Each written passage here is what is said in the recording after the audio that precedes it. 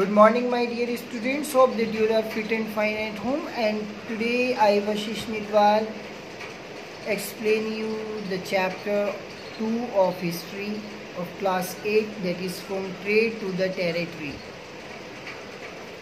From trade to the territory बहुत important chapter है.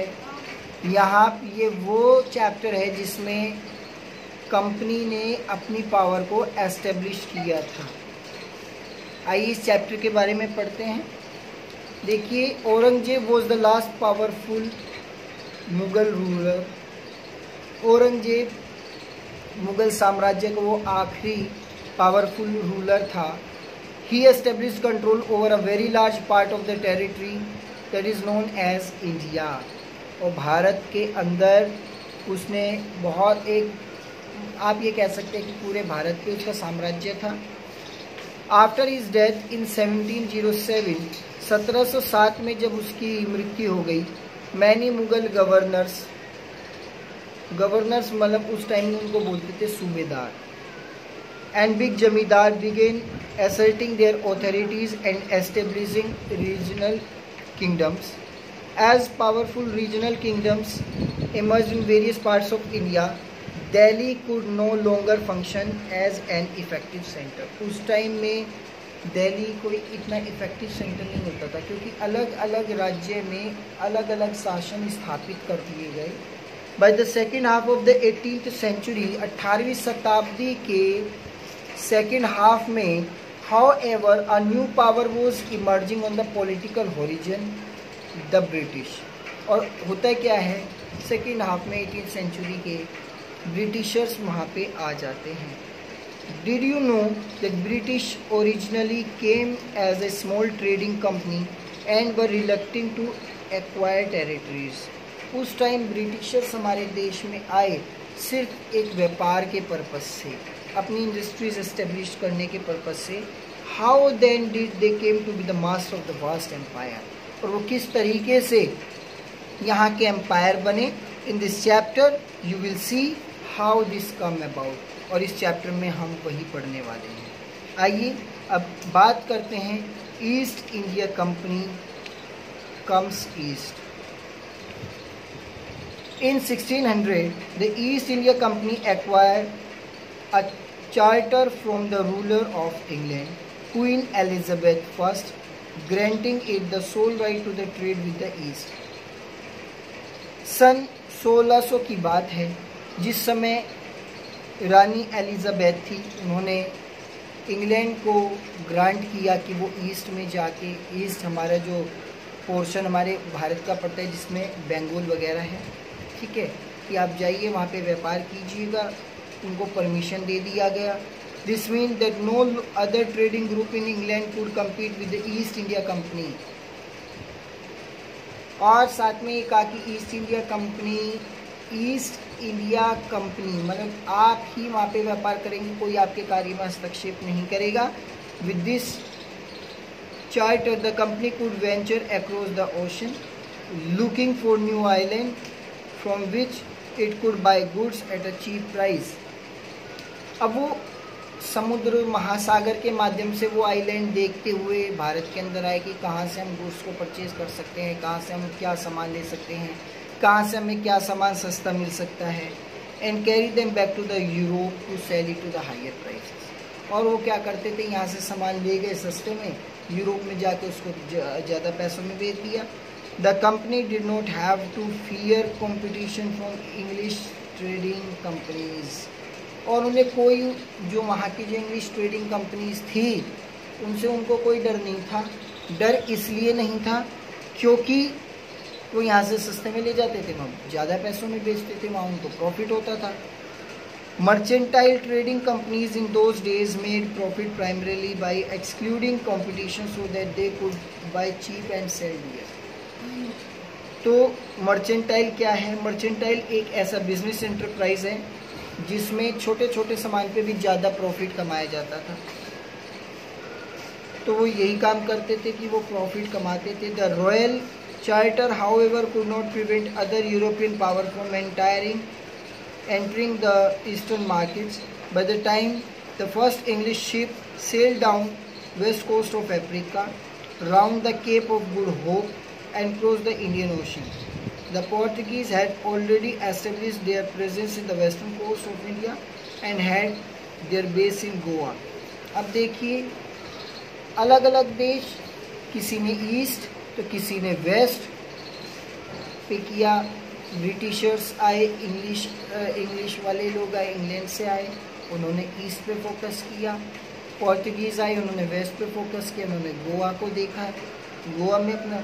In fact it was Vasco da Gama, a Portuguese explorer who had discovered the sea route to India. और ये सिर्फ और सिर्फ करामात है एक पोर्तुगीज़ की जिसका नाम है वास्को ड गामा। ये बात है सन 1498 की, जब इसने सी रूट को खोजा। वास्को ड गामा वो पहला व्यक्ति है जिसने विदेश से आप कैसे आ सकते हैं वो रास्ता ढूंढा। By the early 17th century the Dutch too were exploring the possibilities of trade in the Indian Ocean. Soon the French traders arrived on the scene. लेकिन वास्को ड गामा के बाद वो सब लोग उसमें प्रचलन में आने शुरू हो गए। The problem was that all the companies were interested in buying the same thing. The fine quality of cotton and silk production in India has a big market in Europe. Bharat के अंदर से जो बाहर सामान जाने लगा, क्योंकि भारत के अंदर कॉटन और सिल्क का प्रोडक्शन बहुत अच्छा होता था, तो वो लोग यही खरीदते थे क्योंकि उस पर उनको बहुत ज़्यादा प्रॉफिट मिलता था। साथ ही pepper, cloves, cardamoms and cinnamon too were in great demand. और यहाँ के जो मसाले भी बहुत ज़्यादा ग्रेट डिमांड्स में बिकते थे। Competition amongst the European companies inevitably pushed up the prices at which these goods could be purchased, and this reduces the profit that could be earned.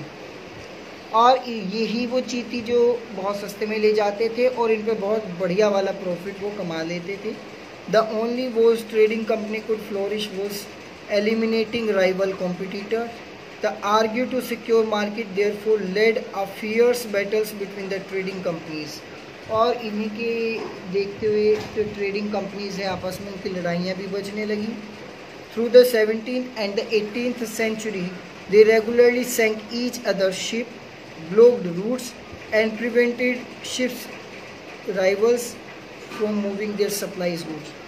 आपस में झगड़ने लगे, एक दूसरे के रास्ते रोकने लगे, एक दूसरे के सामान चुराने लगे, मतलब आपस में व्यापार को देखते हुए आपस में जंग छिड़ गई। Trade was carried on with arms and trading posts were protected through fortifications. और मतलब युद्ध के माध्यम से सी रूट्स में भी बैरिकेटेड करने लगे कि ये हमारा एरिया है, आप इसमें एंटर नहीं कर सकते। बहुत सारी चीज़ें वो करते हुए खैर उन्होंने व्यापार शुरू किया। This efforts to florify settlements and carry on profitable trade also led to the intense conflicts with local rulers. The company therefore found it difficult to separate trade from politics. Let us see how this happened. अब ये कैसे होता है हम पढ़ेंगे। आता है हमारा East India Company began trade in Bengal. मैंने आपको बताया था कि जो ईस्ट इंडियन कंपनी है उसने अपने व्यापार को शुरू किया बंगाल से। The first English factory was set up on the bank of river Hooghly in 1651। 1600 में परमिशन मिली। 1651 में पहली कंपनी हुगली नदी के तट पे लगाई गई। This was the base from which the company trader known at that time are the factors operators. The factor operators यहाँ से ये term I. The factory had a warehouse. ये फैक्ट्री एस्टेब्लिश की। इसमें क्या होता था, जो सामान आता था उसको रखा जाता था और यहीं से वो सामान एक्सपोर्ट होता था बाहर। It had a offices where company officials sat. Office बने हुए थे जहाँ पे कंपनी के ऑफिशियल्स बैठते थे। एज ट्रेड एक्सपेंडेड, जैसे जैसे ट्रेड बढ़ती गई, the company persuaded merchants and traders to come and settle near the factory. लोगों को कहा कि आप आइए और फैक्ट्री के नज़दीक रहना शुरू कर दीजिएगा। And by 1696 it began building a fort around the settlement. आसपास जो है फोर्ट बनाने शुरू कर दिए, किले बन गए. 2 years later it bribed Mughal officials into giving the company zamindari right over 3 villages. और उसके बाद कंपनी ने 3 विलेजेस के उनको जमींदारी दे दी. One of these was Kalikata. पहली जो विलेज उसका नाम कालीकता, फिर वो नाम चेंज हुआ, वो कैलकटा हुआ, और आज हम उसको कोलकाता के नाम से जानते हैं. Is known as today Kolkata.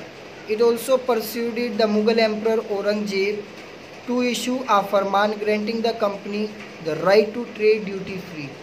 तो औरंगजेब क्योंकि उसका साम्राज्य हुआ करता था, उसने क्या किया, उसने एक फरमान जारी कर दिया कि ईस्ट इंडिया कंपनी आपके ऊपर जमींदारी करेगी, जो वो कहेंगी आपको मानना पड़ेगा, उनके लिए सारी ड्यूटीज़ फ्री होंगी.